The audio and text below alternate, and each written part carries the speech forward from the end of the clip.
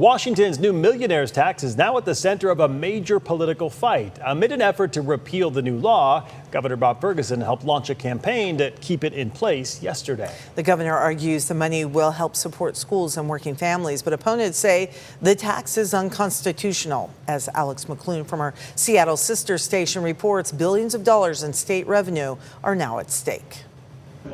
From small business owners to students, dozens gathered to launch the No 645 campaign, an effort to defeat the initiative that would repeal Washington's millionaires tax. I do think it's a critical junction for the future of our state.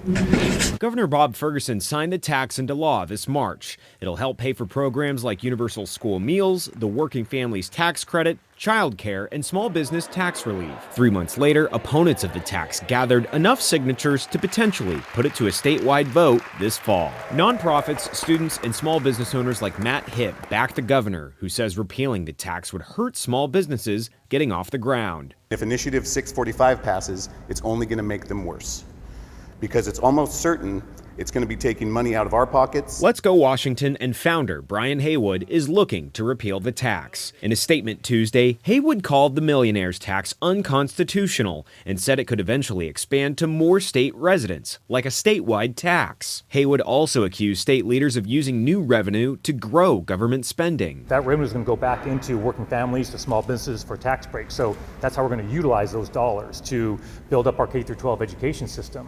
So that's our promise. Washington State's a great place to be a tech worker. The 9.9% tax applies to annual household income above $1 million starting in 2028 for people like Brian Kirshner. The tech executive who wrote an op-ed in the Seattle Times says he plans to pay up and believes the tax is worth every penny. $1,500 doesn't make a difference in my wife's life. It hasn't made a difference at that level for years. It will never make a difference at that level ever again in our entire lives. The Secretary of State's office says it's still processing and verifying initiative petition signatures, a process they said was expected to take 2 weeks. In Seattle, Alex McClune, King 5 News.